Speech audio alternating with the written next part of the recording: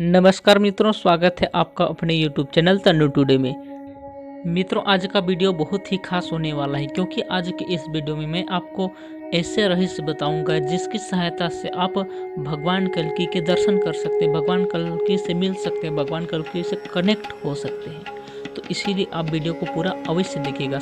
इसके साथ ही आपके लिए एक बहुत बड़ी खुशखबरी है कि अगर आप मेरे वीडियो को शुरू से अंत तक देखते हैं तो आपको वीडियो के बीच में एक प्रश्न दिखाई देगा स्क्रीन पर, और इस प्रश्न का सही उत्तर देकर आप 10,000 तक के एक एंड्रॉयड मोबाइल फोन जीत सकते हैं। यदि आप भी जीतना चाहते हैं इस पुरस्कार को, क्योंकि ऐसा मौका बार बार नहीं मिलता, तो आप वीडियो को बिना स्किप किए हुए शुरू से अंत तक जरूर देखें, क्योंकि हमारा प्रश्न वीडियो के बीच में ही रहेगा, वो स्क्रीन पर आपको दिखाई देगा। बस आपको उसका उत्तर हमें कमेंट करके देना है। इसमें से जो विजेता होंगे उनको हम कोरियर के माध्यम से उनका जो भी उपहार होगा, यानी कि एंड्रॉयड मोबाइल फ़ोन, वो कोरियर के माध्यम से भेज देंगे। मित्रों, आज आप पूरे YouTube पर देख रहे होंगे कि किस तरह लोग भगवान कल्कि से मिलने की और आपको मिलाने की दावा करते हैं।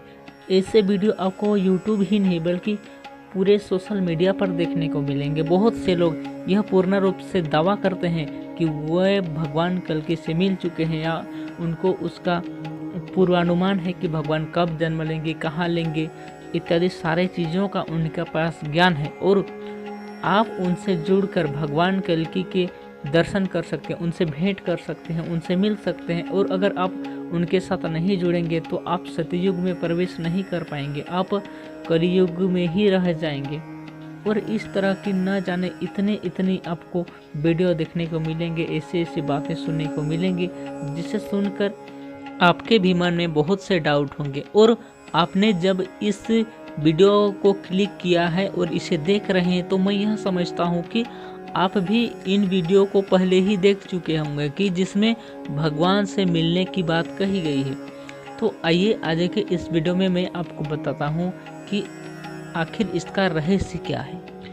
मित्रों, वैसे तो विद्वान अनेक प्रकार के होते हैं, लेकिन मैं आज आपको विद्वानों के 3 प्रकार के बारे में बताना चाहता हूँ जो जनरली देखा जाता है। मित्रों, एक प्रकार के विद्वान वो होते हैं जिनका एकमात्र उद्देश्य लोगों में ज्ञान बांटना होता है। वे लोगों को अच्छे कर्म करने की सलाह देते हैं, वे लोगों को धर्म से जोड़ने के लिए अग्रसर होते हैं। इनका मुख्य उद्देश्य होता है समाज सेवा करना, लोगों के हित में काम करना। इनका मुख्य उद्देश्य होता है सर्वे भवन्तु सुखिनः सर्वे सन्तु निरामया। इनका यही मतलब होता है। वे इनसे पुण्य भी कमाना चाहते हैं और साथ ही साथ लोगों को ज्ञान बांट के लोगों में किस तरह से सुधार हो, यही इनका मुख्य उद्देश्य होता है। अब दूसरी कैटेगरी के वो विद्वान होते हैं जिनका उद्देश्य धन कमाना और ज्ञान बांटना दोनों होता है। वे ज्ञान भी बांटना चाहते हैं, लेकिन साथ ही साथ उनका उद्देश्य धन का उपार्जन करना भी होता है। वे ज्ञान बांटकर पैसा भी कमाना चाहते हैं। और तीसरे प्रकार के विद्वान वो होते हैं जिनका कोई उद्देश्य नहीं होता है, उनका उद्देश्य सिर्फ और सिर्फ पैसा कमाना होता है। इसके अलावा उनका और कोई उद्देश्य नहीं होता, जिन्हें हम पाखंडी या ढोंगी भी कह सकते हैं। तो आज आपको सोशल मीडिया पर बहुत सारे ऐसे विद्वान भी मिलेंगे जो सिर्फ और सिर्फ पैसा कमाना चाहते हैं। वे किसी न किसी माध्यम से आपको दिग्भ्रमित करना चाहते हैं और सिर्फ उनका मकसद पैसा कमाना ही होता है।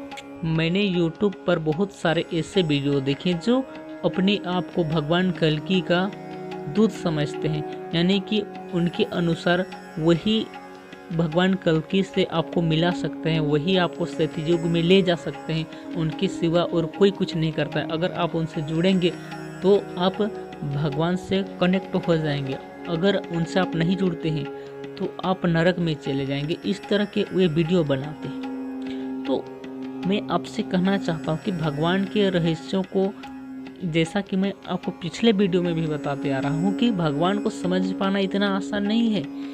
उनके रहस्यों को कोई पूर्ण तरीके से समझ नहीं सकता। बड़े बड़े पंडित लोग अपना पूरा जीवन भगवान को समझने में, भगवान के रहस्यों को समझने में अपना पूरा जन्म ही नहीं बल्कि कई कई जन्म लेकर उनके रहस्यों को समझने की कोशिश करते हैं तो भी उनके रहस्यों को समझ नहीं पाते, तो भला आज कलयुग में ऐसे लोग भगवान के रहस्यों को क्या समझ पाएंगे। उनके रहस्यों को कोई समझ नहीं पाता, बस लोग आपको दिग्भ्रमित करते हैं। इसीलिए आप इन सारी चीज़ों को छोड़कर अपने कर्म पर ध्यान दीजिए। जैसा कि मैं आपको अपने हर वीडियो में बताता हूँ कि कर्म प्रधाना विश्व करी राखा, यानी कि आप जैसा कर्म करेंगे वैसे ही आपको फल मिलेगा। इस दुनिया में और कुछ भी नहीं है, सिर्फ कर्म ही प्रधान है। तो इसीलिए आप ऐसी बातों पर विश्वास ना करते हुए इनके संगुल में न फंसे, क्योंकि आपको वे दिग्भ्रमित करके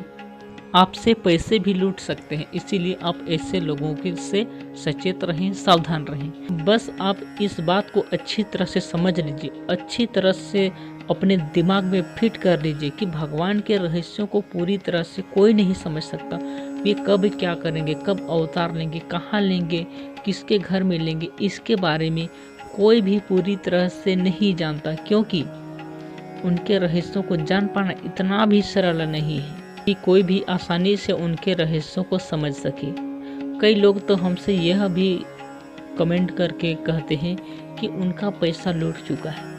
आइए अब जानते हैं कि हम उनसे कैसे मिल सकते हैं, कैसे उनके दर्शन कर सकते हैं। अगर हम वेदों की माने तो भगवान के दर्शन करने के लिए ज्ञानी और भगवान के भक्त गुरु की ज़रूरत होती है। वो हमें भगवान के दर्शन करा सकते हैं, क्योंकि कहा यह भी गया है कि गुरु गोविंद दो खड़े काके लागू पाँव, बलिहारी गुरु आपने गोविंद दियो बता, यानी कि भगवान से बड़ा दर्जा गुरु का होता है। लेकिन आज के ज़माने में आपको ऐसा गुरु मिलना इतना भी सहज नहीं है कि आपको कहीं भी मिल जाए। और गुरु कहने का मतलब यह नहीं होता है कि आप गुरु किससे मानेंगे। आप खुद भगवान को भी अपना गुरु मान सकते हैं और उनके दर्शन आप उनसे भी कर सकते हैं। यह सबसे बड़ी बात है कि आप अगर खुद, जैसे कि अभी जो शिव चर्चा करने वाले लोग शिव को गुरु मानते हैं, लेकिन उनके फिर भी गुरु होते हैं, लेकिन जिस तरह से वे भगवान को गुरु मानते हैं उस तरह से आप भी भगवान को ही गुरु मानकर ही उनके दर्शन कर सकते हैं। क्योंकि आत्मा सो परमात्मा, भगवान आप में है और आप भगवान में हैं। यह बड़े ही रहस्य की बात है। अगर आप भगवान के दर्शन करना ही चाहते हैं तो आप, अगर कोई ऐसा अच्छा गुरु नहीं मिल रहे हैं तो आप भगवान को ही अपना गुरु मान लीजिए। अगर आप में लगन और इच्छा हो तो आपको दुनिया में क्या नहीं मिल सकता है। आप बिना गुरु के भी भगवान के दर्शन कर सकते हैं। गोपियों के गुरु कौन थे? जिन्होंने साक्षात भगवान श्री कृष्ण का दर्शन किया, उनके साथ रास रचाए, वो उनके बहुत सारे सखा थे। उनके गुरु कौन थे?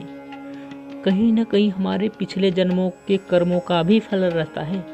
इस बात को भी हमें समझना चाहिए। और यह तो हम नहीं जानते कि हमने पिछले जन्म में कौन से कर्म किए, तो इसीलिए उन सारी चीज़ों को छोड़कर हमें प्रेजेंट टाइम में अच्छे कर्म करना चाहिए। और हमारी ललक जैसे गोपियों को भगवान को देखने की इच्छा थी, वैसे ही हमें भी अपनी इच्छा को दृढ़ और मजबूत रखना होगा, तभी हम भगवान के दर्शन कर सकते हैं। बाकी हमारा ये जानकारियों वाला वीडियो आपको कैसा लगा, आप हमें कमेंट करके ज़रूर बताइए।